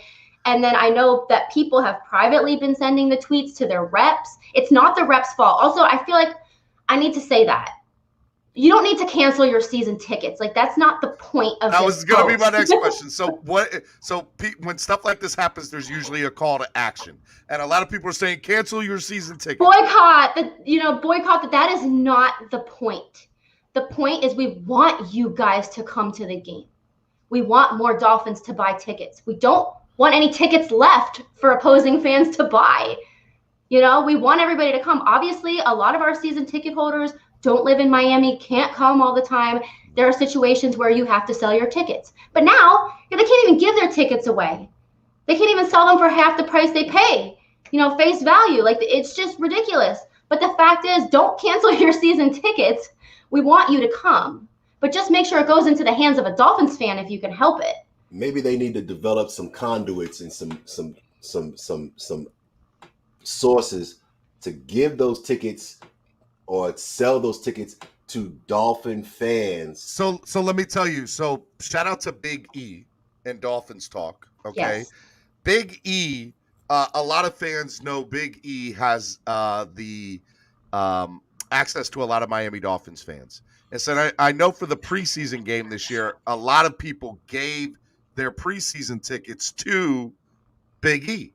Yeah. And we're talking hundreds of tickets. Yeah, he had like 185 tickets, if I remember. I think 4 were left over. He gave them all away for free to Dolphins fans. And so I always thought that was an amazing thing. And so I'll say the same thing with that I think that the Dolphins, we can do that on our own volition. But you even said in your tweet, you can't even give tickets away right now. Nope. Last game, couldn't even give them away. I had a person give me 3 tickets. Can you sell these for me for charity? I want to donate whatever you can get for the tickets to charity. Couldn't even give them away. I mean, it's couldn't get a donation. And I will say too about Big E, like he does a tremendous job connecting fans. Like he and I have talked a lot. Actually, the last game when I had these tickets, I'm like, hey, can you help me out with this? Because I know you're really good. And since then, there is a Twitter page. I think it's called Dolphin Tickets. And it's just, it's just a page. It's not like Ticketmaster or anything. It's just fans posting what they have. And then, everybody privately deals with it. But, there are resources now for this. And it's very disappointing to me that, we don't have people that even want to go to the game, in Miami just for fun. Like, oh, I got a free ticket to the Dolphins. Like, let's go. Can't even do that. So it's annoying. I was going to say something else about, I think it was about Big E, but I can't remember. Maybe I'll think of it. Yeah. So, I mean, by the way, big shout out to Big E. The other thing I want to ask is, so that's the other thing. You even mentioned it earlier in your spiel that some people were getting on you like, oh, you just want free stuff. That's not what you want out of this. And that's the only little bit sort of negative feedback that I got was like, oh, I don't care about the freebies or any of that. I just care that the Dolphins win. But I think we explained over and over again why, that's not the point of the post. Yes. So what do you want the I mean, I know I've already asked this, but is there like Dolphins just need to the respect would be contact you. Hey, look, contact me. Let me know that you guys have some sort of plan. Let me relay that back to the fan base. And that's and not that you're entitled to it, but just show me that you care. Just show me that you care. And right now, I agree. I don't think the team cares, and that's what hurts. And you know what? I don't even care if they contact me or not, but show me at the Falcons game. Show some improvement. You know? That's what I'm going to be looking for. Like, is there any improvement? I know they can't, like, take away the 72 club seats in one game. Like, I know that. Maybe next year. It would be nice to have our 50-yard line, seats back. Yeah. 100%. So you know what? That was the other thing. So you mentioned that specifically. You mentioned the 72 club. When this stadium got redesigned, that was a big deal, right? So explain to me why. Some people were like, "Why does that matter?" Explain to people why that's a big deal. Yeah. So you have this section. I don't know how many rows, how many seats, whatever, or where it even spans from. I guess I should have checked before this podcast. But the fact of it is, if we look over there, the seats are empty. And they're empty because they're $1,000, $750 to $1,000, maybe more sometimes. To sit in a recliner, okay, the seats are not your standard little foldy seats. Some recliner with your personalized, TV, you can, watch other games. I don't know what you can do. I don't know what you can do because I can't afford to sit there. But anyway, you get, I'm assuming there's food service and it's, supposed to be like an all-inclusive thing. But the fact of it is, it's empty. There's nobody over there. By the way, if anybody's got extra seats, I do want to sit there at least one time. Yeah, let me see there. Let's see what this is all about. Is this worth $1,000? And then, the Dolphins are going to lose anyway. So, was that worth it? Could you sit on your lazy boy at home for $0? Yeah, of course you can. Yeah, 100%. So, but it's the impression though. You got a whole section of seats empty. That looks bad. It looks terrible. Even if they paid for already, it looks bad. It looks bad. And the fact is, those are very important seats to Dolphins fans. Everybody wants to sit on the 50-yard line. There used to be hundreds of seats. Now they've drastically minimized the amount of seats that are even there. And they're just, now we have to sit in the end zone. The deep end is in the end zone corner. Can you figure out a worse spot to be? And then you have the visitor side. It does feel like the deep end is tucked away and hidden. Tucked away, yeah. And then on the side with the visitors, they have all their seats. They have their 50-yard line seats. So right behind their favorite team of their bench. Yeah. Yep. Oh, and let's talk about that too, because down along the bottom of the stadium are also these recliners that are also $1,000, and you were right there. Touchdowns are right in front of your face. They're more than 1,000. Yeah, I don't even want to know. And then you have some corner sections where there's tables and these ritzy ditzy people. I'm assuming these are work parties or whatever this is. They come, they're not even wearing anything involving either of the teams. They're wearing their fancy dresses. All. Just there obviously for more of a get together rather than to see the game. And this is taking the rest of the seats back off the field. So, we're not as close. In Tampa, you're right on the field. You're right behind the bench. There's no crap in front of you. But yeah, now we're a good 20 feet off the field where we could be closer. We could feel closer to the action. So, I know it's all money-making business. I understand all those things, but it's not working. It's not working for Miami. And at the end of the day, it's all about the fans, because there wouldn't be a team without fans. And I say that all the time. And I don't mean that as an entitled thing. I'm not saying, we pay your players out. No, I'm just saying that the Dolphins are here because of the fan base, and the fan base loves this team. Show me some love back, because you're not showing it on the field with a winner right now. So you have to show it in other ways. And I agree with that. All right. You mentioned earlier about this guy named TD. This mascot, but the real TD Vince Talk wanted to come on and say hello to you. So I'm gonna let TD. What's up, TD? Hey, TD. Oh, Avatar, listen. What's up, Allie? I know, that's why I'm saying get on What's the up, screen. Steven? What's going on, man? No. Hey, TD. Thanks so much for retweeting that yesterday and getting all those other retweets. No, I just retweeted it as well. Everybody needs to show you appreciation for being transparent, because at the end of the day, Dolphin fans are so fed up that they don't even have the energy to do what you did by letting everybody know what's going on, because some people are oblivious to it. Some people know it, but to them, it's like it is what it is. The sad part about all of this is that the Dolphins are 1,000%, the appropriate department is 1,000% aware of your tweet, the movement that's starting, but as any corporate business is going to do, they're going to keep observing these situations, and next Monday, it'll be gone to them. That's the fear. That's the sad part about it, and that's why I put that comment in the comment section, Steven. This is actually a huge opportunity for Miami sports music. Why do I say that? Because Steven, what you and Solo and everybody's building with Miami sports music is a spider web. You all are the spider right in the middle of that web.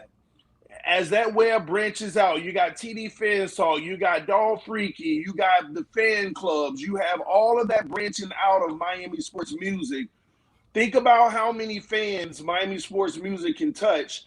And the reason why that's important, this is an opportunity for, if we are true fans and we really want to represent the Miami Dolphins, we need to legitimately create a coalition. Create a coalition and use the resources that we have. The 25,000 people that Dudley Do Wrong reaches, the 18,000 plus people I reach, the Miami Sports Music, Big O, reach out to some of these beat writers. There is a movement that can be had. They are only going to pay attention to the dog that barks the loudest. Right now, they're looking at a puppy, and that's no offense or anything, but they're looking at, okay, that's a little heat, but you know what? We always get heat, and it blows over in 3 days. We have to become a wolf in this situation, because we influence fans. We influence fans, like Ali said. This is not to get you out of the seats. This is to put you in the seats, but we also have to stand for something or fall for anything. And we don't want people out of those seats.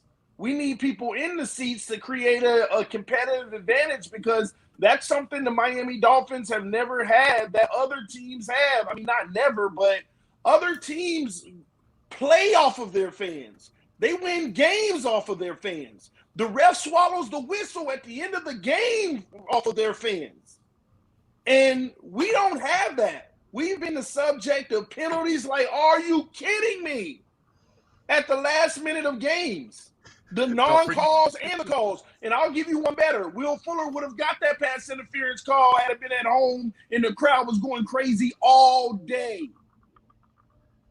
So I actually charge you, Steven, and the reason why I'm charging you is because even me, yeah, I can do something, but I'm focused on TD Fans Talk, and I'm friends and with everybody in the community. But you are literally connected and in tune with everyone. This is a huge opportunity, in my opinion, for Miami sports music to be that spider web, so that, and this is where you put a team together, you come up with the plan, and you don't have to present it now. You gather all your information, all your documentation, all your testimonials, and then you create a petition, and you meet, and we can legitimately meet with the Miami Dolphins. And I have to ask you all, because you all would know better than me, Ali and Steven. Who's the leader of all fan clubs? The Godfather. It would definitely be Mark Angelo, in my opinion. Like, unofficially. You talking about for like the Dolphins? The Dolphins fan club.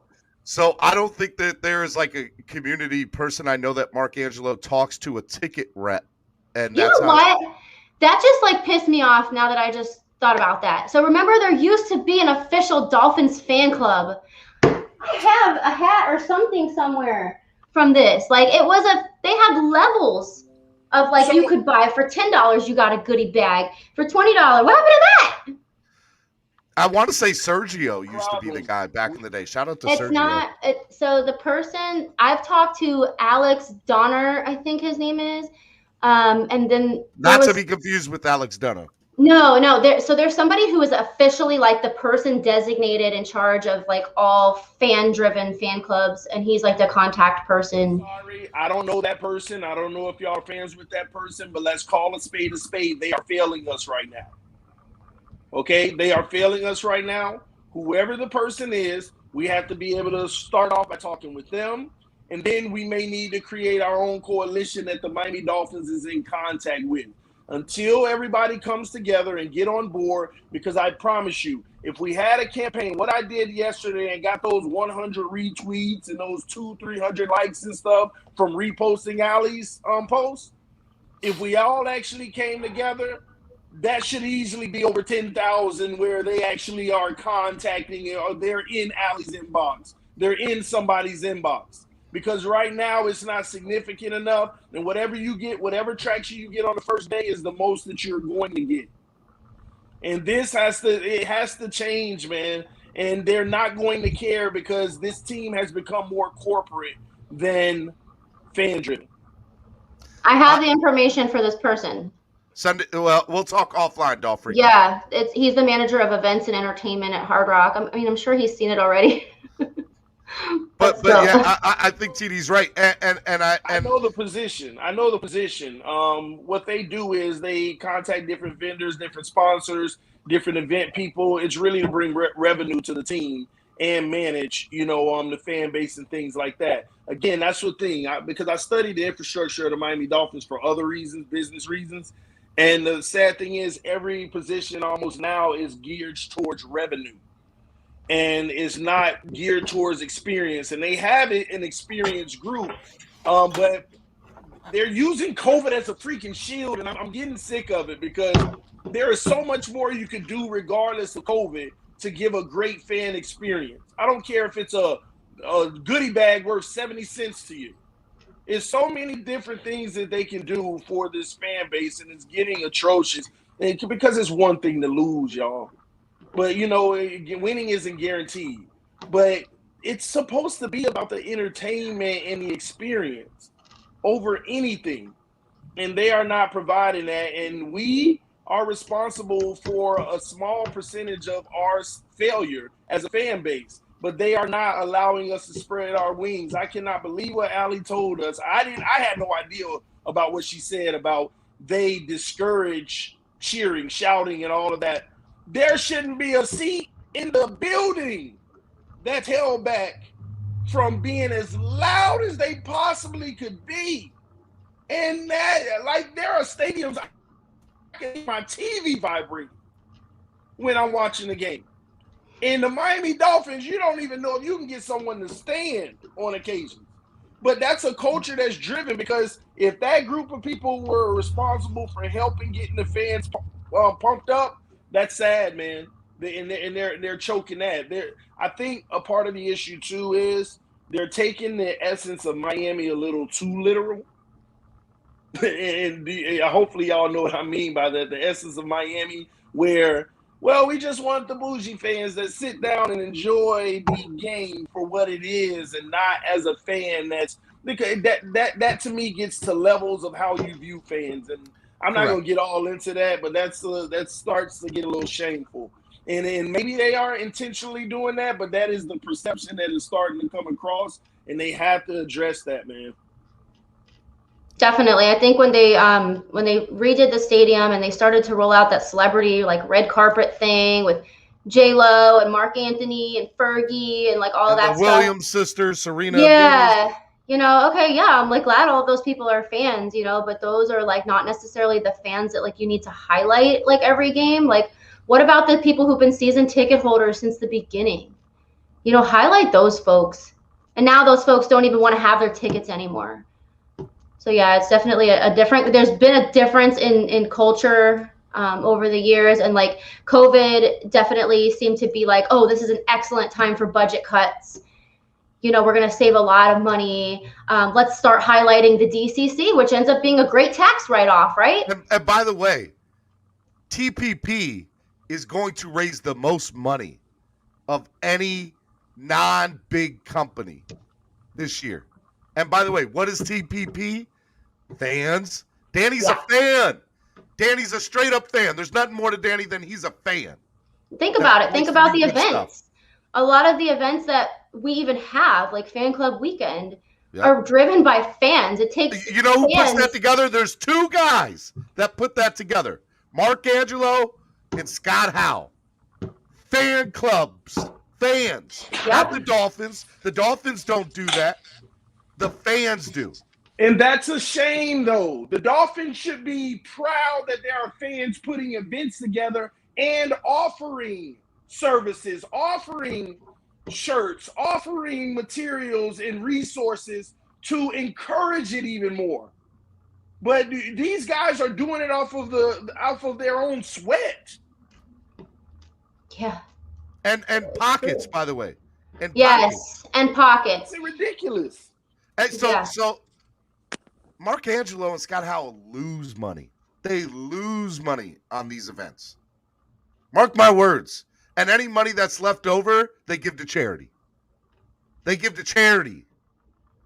I promise you so I am very fortunate to kind of know what Mark and Scott go through because I will help be doing the entertainment. By the way, Saturday night, Fan Club Weekend, Bow Campers, 5 p.m. to 9 p.m.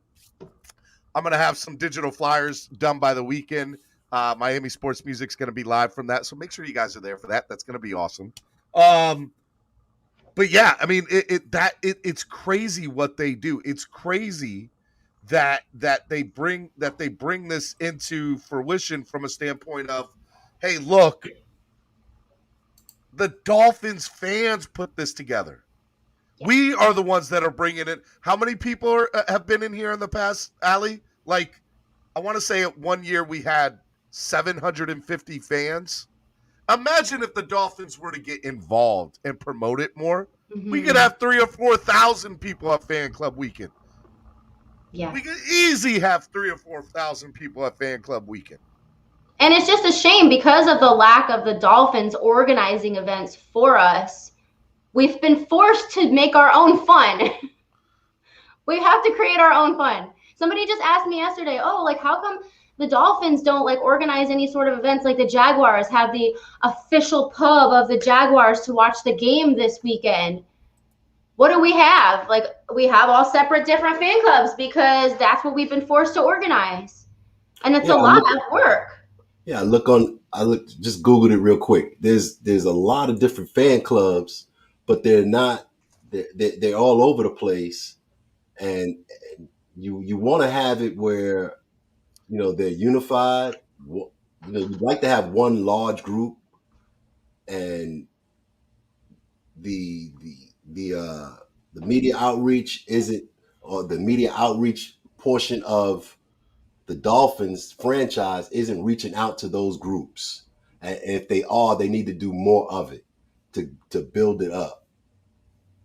Yeah, it's kind of tough. I have been in contact with this fan club coordinator person, and they did send some stuff to benefit our DCC fundraisers and things like that, which was super nice, and I am very, very appreciative of what they did give us. But we could definitely use a lot more support, and promotion and let the fans know where we are. With the DWA map, that's the one resource that we do have. So let me tell you, that DWA fan club map, right?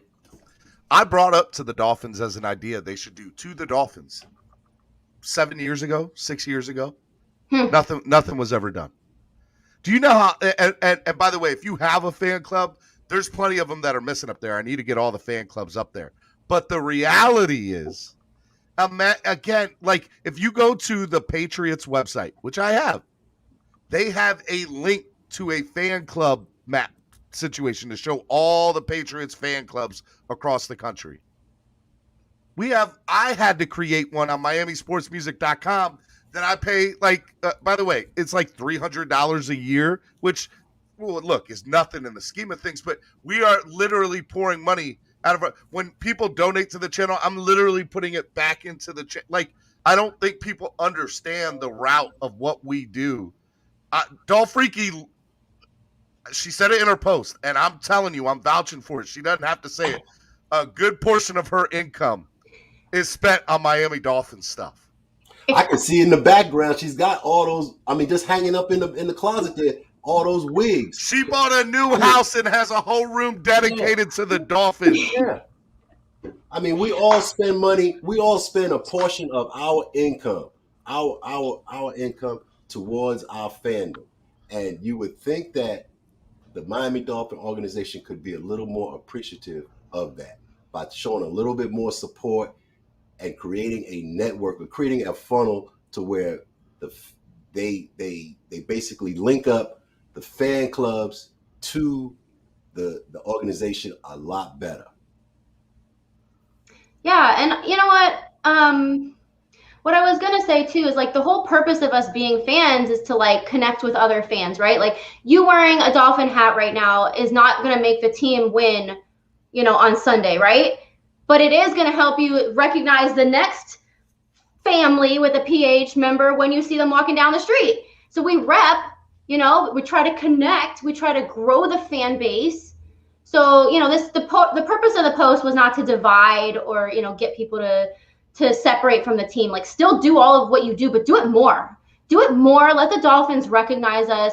Share the tweet everywhere. Make sure it gets, to every Dolphin fan possible. We want to start making more Dolphins fans. We want our kids to become Dolphins fans. We want to keep it going. We don't want to live in a world where there are no Dolphins fans. Do you know how hard it is to keep two kids in Baltimore from not rooting for the Ravens? Yeah. That's real talk. Because they have Purple Friday here, and I refuse to let my kids wear anything purple at all. And I'm being real. Oh, there's no purple in this house. And I'm like, look, it's Dolphins. Guys, who's your favorite football team? And why am I saying that? Because I have to keep them thinking that the Dolphins are the best team in the world, because they're eventually going to find out that they're not. And I don't know what's going to happen one day when they come up. Dad, I don't want to root for the Dolphins. Like, I'm so scared about that. So I'll tell you, I came home from the game the other day and I said, Mia, the Dolphins lost again. And she said, again? And I'm like, yeah, again. It's so disappointing to come home with that news because she knows, like, they lose and they lose. But you know what? I want her to be a Dolphin fan. I screwed up today. I had a moment of weakness today. I go to her school. I just dropped her off before this podcast. And I see kids coming into the school with their Bears shirts and their Florida Gator shirts. And I'm like, oh, my God. Today was Jersey Day. I totally screwed up. So literally after I'm done here, I'm going to that school and I'm dropping her off a Dolphin shirt. There's no way Freaky goes to school in plain clothes. And I'm like, why didn't you tell me? Steven, can you hear me? Yeah, I can hear you, TD. Okay, cool. All right, man. That's crazy. Ooh, you forgot Jersey. Yeah, take I'm feeling really bad about it. All right. I mean, look, that's kind of what I wanted to bring you on this morning, Ali Dolphreaky. It hit home to me when I read your tweet, and I know it hit home to TD, and I know it hit home to D-Dub, and and everybody that's in the chat, and just to kind of end on a positive note. I just want to see the fans come together, and everybody knows I'm spread kindness, positivity, and love, and that's what I try to do on this channel. And I truly think that your tweet meant that. That's what I read from it. And, I hope you and I are going to have to get together offline. We're going to have to come up with what TD talked about, because I think there is something that we can do, because I think it's on us. They're never going to do anything different if there's no reason to be different. And I don't think walking out or selling your season tickets is the solution, because I don't think that's ever solved anything. No. As a matter of fact, instead of a walkout, I think we should have a walk-in.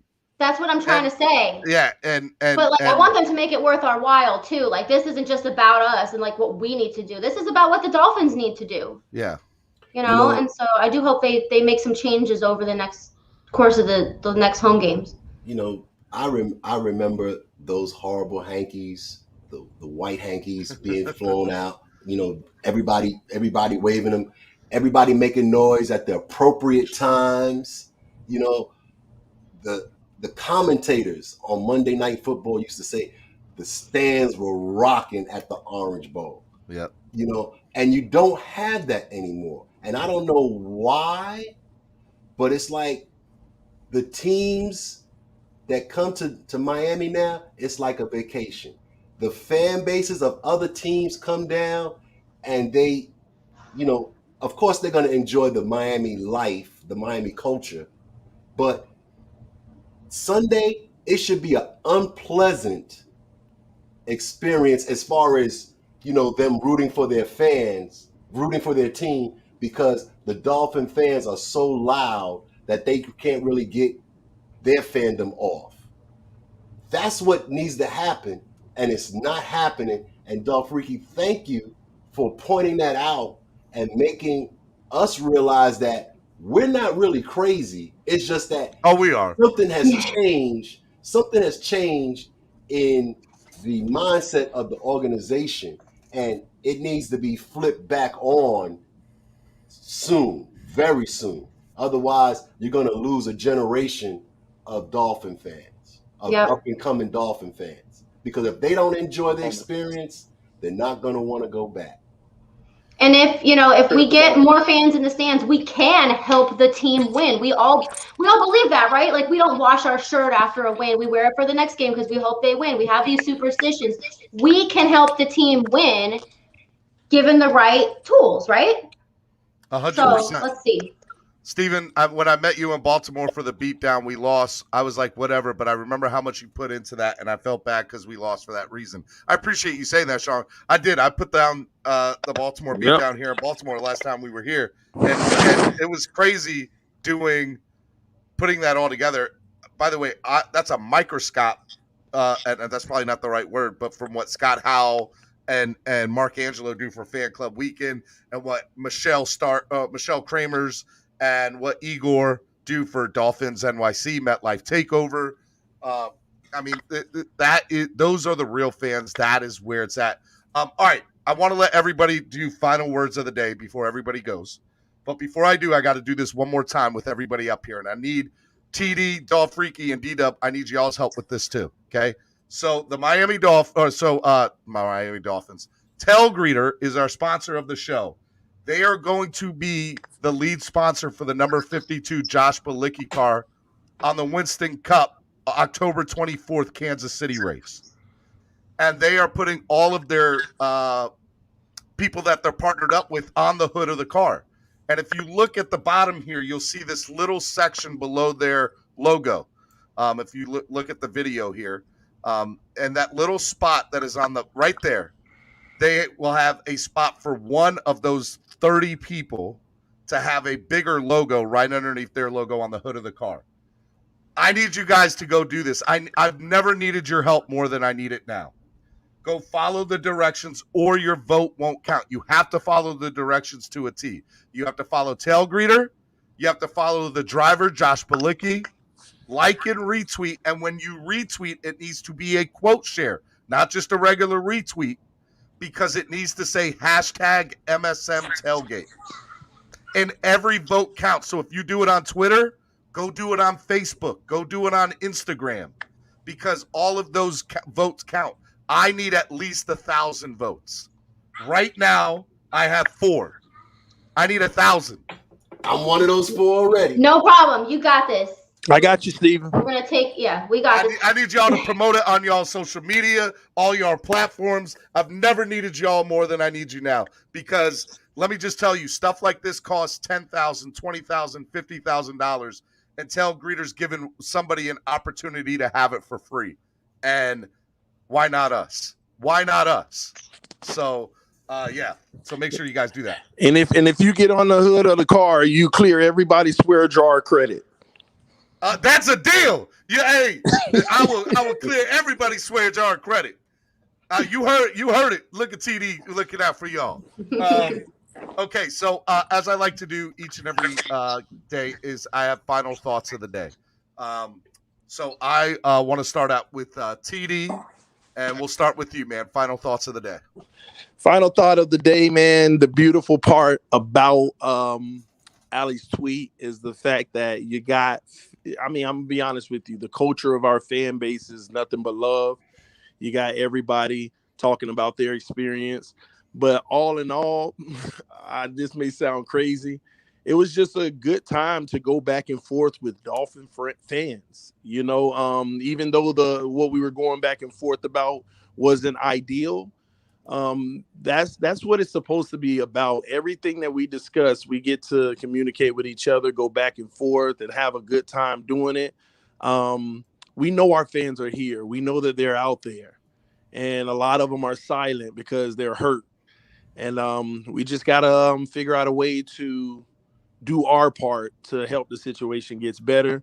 Again, I appreciate this platform for allowing everybody to speak on it, and thank you, Allie, for being transparent with Dolphin Nation, because that's what we need. Hey, TD, I love you, brother. Yes, we have 1 week for this contest, so if you could please promote it on your channel to all your wonderful listeners, that would be greatly appreciated. But I wanted to bring you on today because I know that Allie's tweet struck a chord with you personally, and I saw how much that it did, and I wanted to bring you on. So I just want you to know I love you, man. Just keep doing what you're doing, and fins up, man. All right, fins up, everybody. Fins up. Thanks, TD. Fins up, baby. No worries. All right, Allie, Dolphreaky. So I just wanted to say thanks, everyone, so much for all the messages, all the retweets, all the shares, all the support for the post. I'm glad that you all kind of feel the same way. So, you know, for me, that validates my point. I didn't know when I wrote that thing that it was going to even have the impact that it did, but I'm really glad we were able to have this discussion as a result of it. And, you know, let's just keep talking about it. Like, don't let it die out. Let's keep talking about it until we see the changes that we want. So also, Steven, about the tail greeter thing, like, that is so awesome because I do follow Tail Greeter. I got this email yesterday and it has the car and it has like all these little logos, and I saw an MSM on that car and I'm like, what is happening? I wasn't supposed to say anything. So when you sent the text message last night, I'm like, I can't say nothing until this one tweet goes out. So I think they had pre-sent it to everybody, but yes, I'm super excited. Solo and I are actually flying out to Kansas City to go be on the infield and do a live stream from the infield with them. That's awesome. That's great. But I want to really make it worth my while so that I can be on the hood of the car, because how crazy would that be? Yeah, that means you've officially arrived in big fashion. I just know that I need y'all's help, because there's no way. Like, I'm not going to win without y'all's help. That's not going to happen. So but just so you know, I love you. Like, I love you. And the tweet meant a lot to me, but you mean a lot to me. And we need to talk. We need to get this coalition together, and we're going to make a movement, and we're going to do it together, because that's what Dolphin fans do. Okay, I'm down for it. I love you. I love you too. All right, be good. You too. Go put that jersey. Go get that jersey and go give it, okay? I'm go right now. Okay. All right, see you later. Fins up. Fins up. All right, D-Dub, Throwback Thursday, man. What did you think? Wow. First of all, you know, always great to reminisce, you know, and the fact that Dolphreaky tied it in with causing us to go back in our memories to what the fan experience was like as well, throwing back and seeing what it's like back then was a good thing. We need to really stay strong in our fandom right now, because even there are elements in the organization that aren't, I guess, 100% for the fans right now. But that being said, we have to really stay strong in our fandom, believe in our team. And I know that there's some people in the comment section saying that, you know, you gotta only support them when they win, and you gotta support them all the time, but don't let them take you for granted as well. And that's the thing that Dolphreaky was pointing out. You don't want your fandom taken for granted. Yep. Make it stand up, make it impactful. And Steven, if you need assistance with anything with that, building that coalition, hit me up. You know how to get in contact with me. I'll help you in any way I can. All that being said, let's get a dub for this week with Jacksonville, It's not going to take the place yet of the 62-7 game, but a win is a win is a win. It's a start. And It's a start. It starts. And all those people who are rooting against Tua or rooting against the offensive line or rooting against Flores, rooting against Greer, hey, take that energy and put it towards rooting for a win. Rooting for a win for the Miami Dolphins, okay? Most definitely. That's my final word. Go Dolphins, go Dolphins, go Dolphins, go Dolphins, go Dolphins, baby. I love you, D-Dub, man. I love doing Throwback Thursdays with you, man. I'm so glad you're a part of this now. Thank you. Y'all all have a great day. Be successful out there. Tell them to go retweet the right way. Use the hashtag MSM Tailgate. MSM Tailgate. Even an old head like me did it. Y'all can do it too. Go out there and do it. All right, D-Dub. Be good, brother. Later. Woo! What a day. What a day, what a day, what a day, and what a show. I do want to give a big shout out to D-Dub for doing the co-hosting with me today on Throwback Thursday. Absolutely amazing that we did that. Number 2, Dolphreaky. I love you, girl. You are awesome that you came onto the platform, and I think we had a real conversation, a conversation that fans need to have. And, look, I want the fan experience to be 10 times better than what it was 2 years ago. For me, that's what I want to see. I want to see some really amazing stuff. And I love this team, and I'm never going to give up on this team. This team's always going to be, look, MSM Podcast Network, a network made by a fan for the fans. I want to give a big shout out to everybody who watched today. Thank you for hitting that like button. Thank you for sharing it. Thank you for donating to the channel if you donated to the channel. I know I got a couple donations from you guys. Thank you very much. I do want to say this NASCAR thing with Tail Greeter. This is a big deal. I really need y'all to do MSM, hashtag MSM Tailgate. Okay, in your retweet. You have to retweet it that way, and you have to go follow Tail Greeter and have to follow Josh Balicki. Please go follow those two guys.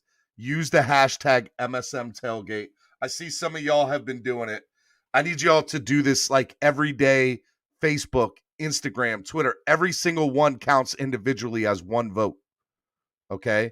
So if you do it on Facebook, that's one. You do it on Twitter, that's one. You do it on Instagram, that's one. Okay? So MSM, hashtag MSM Tailgate. And make sure you go follow Josh Balicki and you go follow Tail Greeter. Okay? And you have to do it that way. Those are the rules, or the vote will not count. So make sure you all go do that. It's a big deal if you guys can go do that for me. I just want everybody to know your support means the world to me with this. I really think this is a big deal. And yeah, 1234 says, Steven, I did it, I think. Yeah, I think you did too. Did I do the tweet right? Am I one of those people? Look, right now, I want to see my Twitter blow up. My Twitter's not blowing up. It needs to blow up. I need y'all. Come do it. All right. So thank y'all. Tomorrow, Spread Kindness Friday. Spread Kindness Friday. Let's start spreading a little bit of that kindness now on Twitter and Instagram and Facebook. I just want to say I love you all. Y'all are the best. And tomorrow, Spread Kindness Friday, 8 a.m. And remember, Sunday morning, special edition of the morning show, Clock Blockers, 8 a.m. Sunday morning, because we play at 9:30 a.m. Eastern Standard Time. The Dolphins, Jaguars in London. So we'll have a special edition morning show on Sunday. So make sure you guys do that. All right. I love you guys. Y'all be good. Donate to the channel. Hit the like button. But right now, I just need y'all to go do this retweet, and not just a regular retweet, a quote tweet with the hashtag MSM Tailgate. Hashtag MSM Tailgate. All one word. Okay? All right. I love you guys. Y'all be good. Fins up. Peace out. See y'all tomorrow.